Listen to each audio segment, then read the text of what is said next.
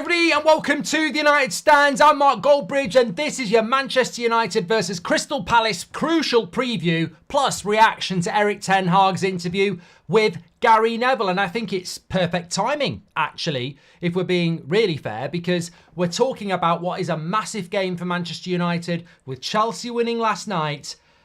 Even 8th place might not be as low as we could go. So we'll talk about Crystal Palace, who I think are a fantastic team at the moment.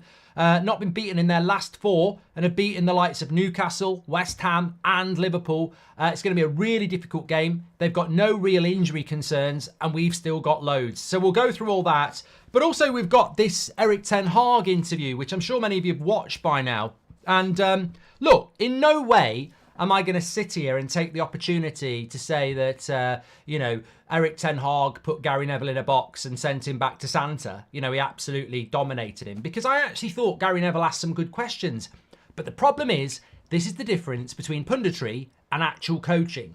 And we've heard from Gary over the recent weeks on many times on his podcast on Sky, where he is the Prime Minister of Football and he can say what he likes without recourse. He has said consistently, injuries are not an excuse for Manchester United. So given that opportunity to take it to Ten Hag, and he tried, he got absolutely schooled in the reality of what the situation is. And I feel that Gary is a little bit of a fall guy on this, because in no way, shape or form am I, bantering him or having a problem with him. But there are people out there that don't want to use injuries as a massive problem. And you can sit on a fan channel and you can sit on the internet and you can sit on Sky and you can sit on TNT and you can say, it's not an excuse. It's not acceptable. But when you're sat with a manager and you try it on and he completely and utterly schools you in the reality of football, then it becomes a really good positive PR piece for Manchester United and the stone cold facts of what the problems are. And this is not about being pro Ten Hag or wanting Ten Hag to be sacked. Whoever the manager is next season, these problems are reality. Whether he's talking about the structure, the ability to play the way they want to play, his answers were honest, and people might not like them, but they are true. And we'll delve into that as well. But I do just want to, look, we want to talk about this Crystal Palace game, of course. They're a very, very good team. Elise, Eze, Wharton, Henderson in goal. That's not going to go well. I think it's going to be a really difficult game. And what have we got available for this game? But there was a very interesting comment from Ten Hag in this interview with Gary Neville that many, less focused minds will pick up on.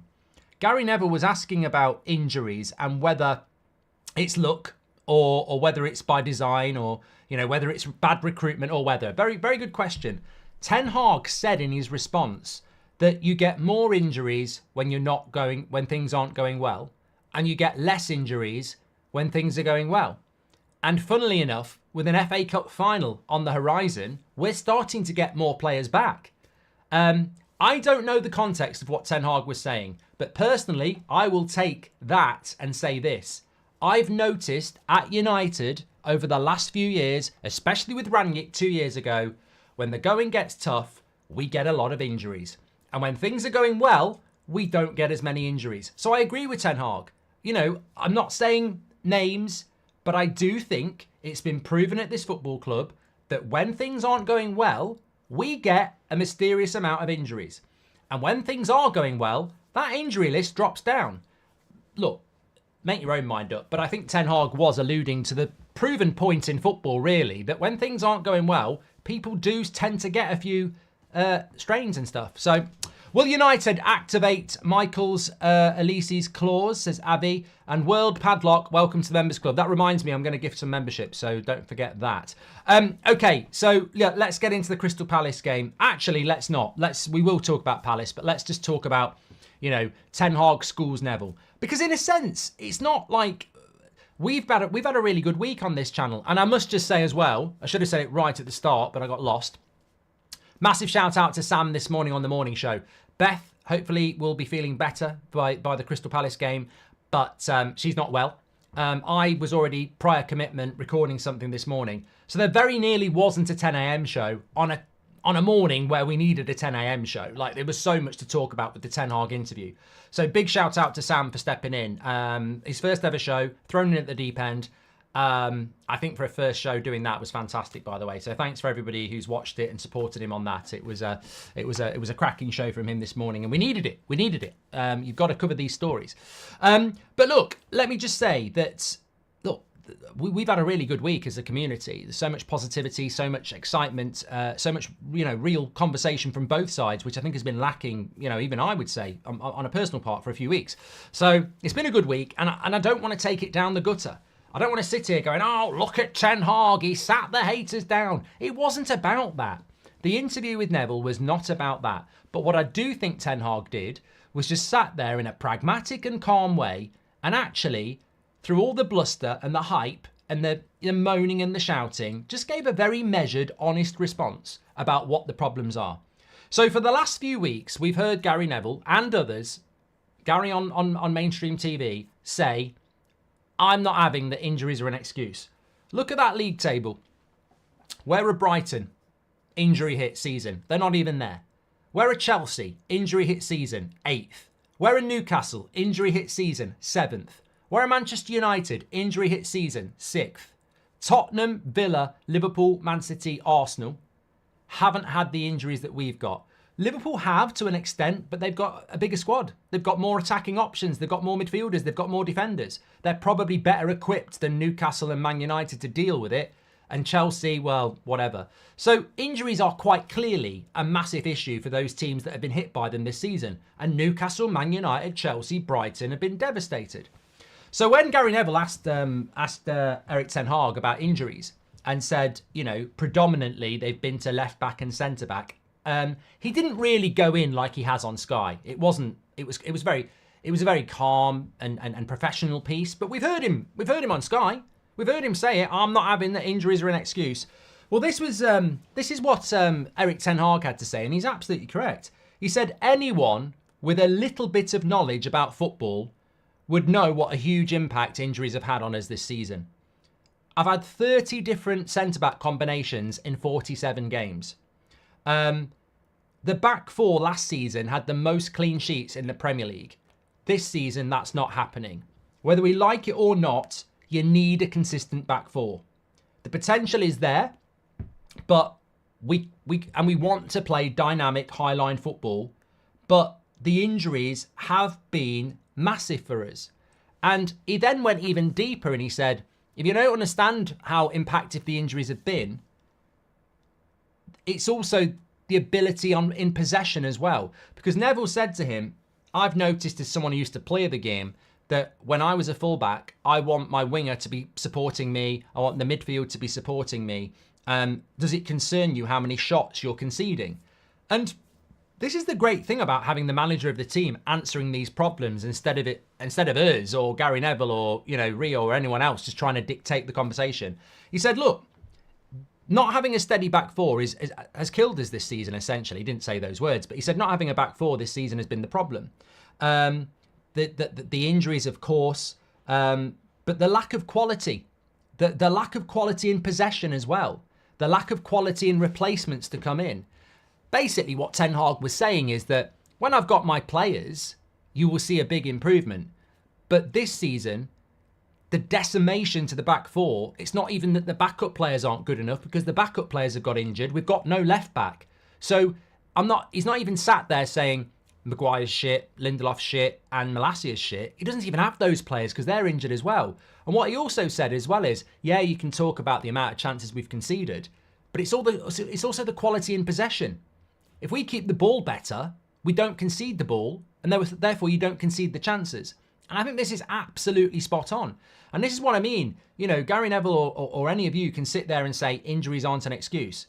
But he's just detailed the excuse for you. And then the next question was, have you ever thought about changing the way that you're playing? Instead of playing so open, why don't you go more pragmatic? Which I found hilarious because after the Liverpool game at Anfield in December, we played really pragmatic, parked the bus. And Neville and everyone else criticised him for it. So it's almost walking into a trap. Have you thought about playing more defensive? Because if you do that, you'll get criticised anyway. But fair play to Ten Hag. What he actually said is, look, I don't want to do that because I came here with an objective to get us to playing a more proactive style of football. And that's my objective. So if I suddenly start playing pragmatic and park the bus, and then my players start coming back, I've got to change the system again. And also you're messing around with players and their confidence. So what he's basically saying is the reason we've been playing so open for the last few weeks is because this is the system we want to play when we've got the players to play it. But we don't have the players to play it at the moment. But I'm not going to move away from my objective of playing proactive football. And some of you might not like these answers. And some of you might not like the fact that injuries are an excuse. But unfortunately, they are. And this, for me, is the big difference between somebody like Neville or somebody like Rio or somebody like Scholes sitting on a panel moaning or talking or thinking that injuries are not an excuse. But it's the difference between punditry and actually coaching. And I think from that interview with Ten Hag, while some people have been critical of it, a lot of people have quite enjoyed it because it's from the horse's mouth. And it's a very, very good explanation about why we're playing like we are, why we're struggling. And also, for me, the one thing I took out of it was potential. The potential. All right, he spoke about wanting an experienced striker, but in Rasmus, there's a striker for the future. In Garnacho, he spoke glowingly. Mainu as well. The potential to bring better players in the summer. The potential to bring players back who are injured. I just think it's not nice because we're not where we want to be.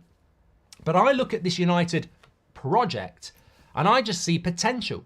I don't see when it... Look, I personally, my prediction is that Neville's Ten Hag out. I don't know whether he is after that interview because if he listened, surely he would detect a lot of the answers that he's got issues with. And even if Neville is Ten Hag out, he certainly didn't win any of the battles in a half an hour interview where he really could have got into him. I mean, if you go back 2 years ago, Carragher and Neville double teamed Ten Hag, and a lot of people felt it was very harsh for a first interview. 2 years later, who had the more power in that interview? Who gave the better explanations? For me, I think it was Ten Hag. So look, make your own minds up about it, but I think the clarity is there, whether you like it or not. FIFA Crazy says this Frankie argument is not washing. The minute he knew he wasn't getting him, that profile of players should have been a priority. Mount never played that position, and one player determining his system is concerning, says FIFA Crazy. Philip says, I might be in the minority, but I believe in Ten Hag. I believe next season with better players and look, we will fight for the title. I think you're in the minority about that. Mark, do you perhaps see us having a chance of seeing us finishing 5th with the FA Cup title, says Delusion? No, and we're going to talk about Crystal Palace now. Context is key, says Patrick. People will see managers talking about injuries and will say it's an excuse. It's not an excuse. It's a huge factor in how you play, especially when they have the very different traits. Ria says, people who say that an injury crisis isn't an excuse need a reality check. An established Liverpool side that was depleted didn't really challenge for any trophies under Klopp last season. The best teams are the healthy teams. Well, yeah, look at Arsenal. United's injury crisis, so bad it's even affecting United stand. Get well soon, Beth, says Patrick. Good to see Ten Hag speaking up. Happy Friday, Mark. See you at the Boozer, says Fernando. Yeah, Friday night show tonight, 8 o'clock. Looking forward to that. Will also, just another super chat come in here. Do you think this game is an audition for Elise? Or would you say the club has made their mind up, says Luke? I don't think... Oh, God, what was that? I don't think that, as we move on to the Crystal Palace game, I don't think that Elise or any player is auditioning for Man United now and shouldn't be auditioning. If he plays well against us on Monday or he plays shit against us on Monday, you will see it on Twitter. You will see it in our live chat. You will see it on social media. I don't rate Elise as shit. If you're judging Elise in that game on Monday, you're a prat. Like, this is about what he's like off the pitch, injury record, his form across the last 2 seasons. You can't just, player raises it against Man United and plays well. We've never seen that before. I think it's interesting to watch Elise on Monday, but it's not relevant in the sense that we should not be judging any player on one game. There's a far bigger picture here. Anyway, let's have a look at the league table because there are 4 games to go for Manchester United, and that Chelsea win last night has got me worried. They've got 4 very winnable games left. We've got 4 very losable games left. Palace away, Arsenal at home, Newcastle at home, Brighton away. These are games where we can't hide, and we don't really have a lot to fall back on. Also, Newcastle are only a point behind us. So if we finish 6th, we're definitely getting Europa League football. If we finish 7th, we're probably getting Conference League football. So if you finish 8th, we might not get anything. And some people will say, well, I'd rather finish 8th, but we need the money. We need money. We are very, very, very tight for money, and we need to be in Europe. So this is very reminiscent of Rangnick's final games 2 years ago. And it's all about whether these players can turn up. But what I will say before we took, well, I'll show you the Man United side now. This is the team I have gone with. And look, there are a few if, buts and maybes in there. But Crystal Palace, last 4 games under their new manager, have won 3 and lost 1. Elise, Wharton, Eze, Henderson. They've got some good players, and they're playing for a manager that they're finishing the season really strong. They're an energetic team. They're a very well-organised team. I would say I haven't seen a lot of Palace, if I'm being completely honest, and why would I? But from what I've seen and what I've read and what I've heard, they are a very well-organised team under this new manager, and they've got a lot of energy. They're not really a team that dominates possession. They didn't really do it against Fulham. They didn't do it against Liverpool. They didn't really do it against Newcastle. I think they did against West Ham, but they're not a high possession team, but they're certainly a well-organised team. I think the strengths of their manager is he's very good at assessing upcoming oppositions and setting a system in place to counter them, which might play to our credit, because fucking God knows how you set up to play against Man United. You're going to get a lot of the ball. You better use it. So I think this is a really difficult game. So much so that I think we're the underdogs. I do. I think this is a really difficult game. Selhurst Park, they're playing well. It's an away game. We don't know what we're going to get from our players. I think it's a really difficult game, and it's got the ingredients to bite us on the arse. You know, Dean Henderson wanting a worldie against the club that kicked him out. Elise wanting a worldie against the club that might buy him. You know, they've got other players like Eze as well, who I think is going to be back from injury. So maybe Guehi's putting himself in the shop. Will it even be this team? Well, I think Onana will be in goal. I think the fullbacks have to be the same. There's nobody else. There's talk of Johnny Evans being back, which I think, would you start him? I mean, the problem is Casemiro at centre-back it's not like a midfielder who's playing at centre-back and doing well. Like, he's a liability at centre-back. So I hope somebody's back, because I don't see him, being that guy. I just don't. So I look at Crystal Palace and I look at the midfield and I'm like, that's the area where I want us to strengthen. Now, there's talk of Bruno missing the game. He's not going to miss the game. But I don't want to see Mainu running the midfield away from home against Crystal Palace's midfield, which is very good. I think you've got to get Casemiro into that midfield, and I want to see Casemiro, Mainu and Bruno. If Bruno doesn't play, it would be Mount, but we can't give up the centre-backs and the midfield in this game. We'll get beat. And I just hope there is a centre-back fit enough to play next to Maguire so that we can push Casemiro into the midfield, because we need more than that. We can't have a midfield of Eriksen, Mainu and Bruno away from home. It'll get absolutely slaughtered. There's talk of McTominay being fit, but look, I'm really glad McTominay's injury is not that bad. And there's talk that he might be available for Palace. But even when he came on last week against Sheffield United, against Burnley, the only thing he did in the time he came on was get injured. Like, McTominay's the guy who gets you a goal at the moment. He's not the guy who runs the midfield. He's not the guy who puts his foot in. He's not the guy who dominates the midfield. He's the guy who gets in the box and gets on the end of a chance. And we're playing away from home against a good team. That midfield's got to do its job. So I'm really hopeful that we've got a centre-back back, because if we haven't, I'm predicting a loss. If it's Casemiro at centre-back, I worry.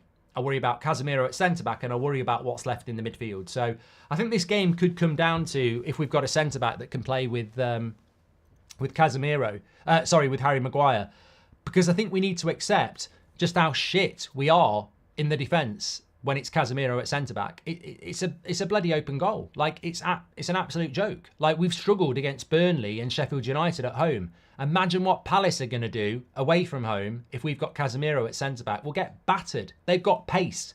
They've got pace throughout their team. So, Yeah, would Martinez be back? Few people asking about that. I think bringing Martinez back is a no, isn't it? For a number of reasons. One, the laptop will say no. You know, the laptop is not going to say that Martinez can play 90 minutes. And if he can't play 90 minutes, what's the point? Also, if you bring him back and he breaks down again, yeah, Ten Hag's probably going to get sacked, isn't he? So I don't feel that Martinez is involved for this game, and I don't think he can be rushed back. I personally think that a lot of the injured players, and they are injured, I don't know why I'm doing that, I think a lot of the injured players will come back after the Arsenal game. Why would you come back for the Arsenal game? You know, come back for the game after that, get yourself ready for the cup final. So I don't see many players coming back at all. I mean, it's ridiculous as well, isn't it? Luke Shaw, Martinez, Varane, Lindelof, Camboire, Evans, 6 people who can play centre back, all injured. And people wonder why we're struggling. It is a massive issue. There's no doubt about it. Mark, could you please sing us their song again? A couple of verses. Loving the show, by the way. What song? I don't know what song it is, Nickett. Front three picks itself. Apparently Rashford's injured. Don't know what the issue is with Rashford. I mean, that's sort of the line, isn't it? Forget injury as well. Don't know what the issue is with Rashford. I think we've all been thinking that all season. But it would be nice to have Rashford fit. I'm not one of those people that are happy that he's injured and he's going to miss the game. Even if he just starts on the bench, it's still a decent player to have on the bench. So it's just a mess of a season, isn't it? And I'm still of the opinion that I want it to be over, but there is still an opportunity there to get something out of this season. Score prediction. Look, honestly, what are your thoughts? I think this is really difficult. I think it's really difficult to win. And if we did win, I'd be very, very impressed with it. Yeah, I think there'll be goals, of course. It's hard to judge Crystal Palace because they've only had this manager for 2 months, so you can't really look at the season. But I actually think it might be a draw, and for us, a draw might not be a terrible result. I think it might impact us in relation to the league, and we might start to find ourselves in 7th and 8th very soon. But look, I hope that we see Man United go and play to their potential and win the game. But I think that Palace at the moment are in a good place, and we aren't necessarily in that place ourselves. But on the other hand, we have got good players, and it's about whether they go into a game like that already feeling sorry for themselves, or they go into a game like that with a bit of focus. Because really, all right, that's a weakened United team, but there's still enough quality there to go and score goals. And I don't want to make excuses for them, because I still look at that and go, Garnacho's a good player. Rasmus is a good player. Anthony can be a good player. Bruno's a good player. Mainoo's a good player. Casemiro's a good player. Maguire's playing well at the moment. Those fullbacks can do well as well. So it's going to be interesting, but yeah, I think it's going to struggle. EAFC, Mark, not today, mate. I've had a very, very busy last couple of days, and we're very thin on the ground with Beth being ill, so I can't just go and do EAFC. But I am doing a glass of wine down the pub, running up that hill for 8 o'clock tonight. So looking forward to that, spending it with you. It's certainly been a very positive week, I think, for the community as well. Which reminds me, actually, I'll do it at 8 o'clock. The song which women sing at you because you're not Brad Pitt. Oh, I'm not in that mood at the moment, mate. I'm not in a bad mood, but I'm not in that mood to sing that. Maybe later tonight. Alpha Gaming says it's hard to manage injuries, Mark. Look, I personally think that Erik Ten Hag has absolutely explained the situation to anybody who doubts the issues at the club at the moment. And if you don't think that having to pick 37 different centre-back combinations in 47 games is an issue, then, you know, you belong on the top of a Christmas tree, because you're an absolute prat. And look, one of those people that have been saying that did the interview with him and had no comeback. So that's the thing. That's the difference between being a coach and being a pundit. Being a pundit, you can just say what you want, as I know, as you know. But when you actually sit down with the manager and he gives you, you know, the facts and an explanation of it, look, The bottom line is, if you want to get to Cornwall on half a tank of petrol, you're not getting there. So why do people criticise when people break down? Like, you can only do what you can do with what you've got. And what we've got at the moment is that. I haven't had a left back all season, really. We've got no centre backs apart from Maguire. We're going to concede chances. It's about scoring chances. I think this game will be high scoring. We could get absolutely pummeled, which we don't need. It could be a 3-3 filler. 3-3 thriller. Anyway, look, thanks everyone for watching. Absolute legends as always. Make sure you smash a like and get your comments in if you're not watching live. And don't forget to tune in tonight live at 8 o'clock. We're ready for you. I'm looking forward to it. It's been a hard week. Been very busy. I'm sure you all as well. We deserve a bit of a kickback on a Friday night United Stand show.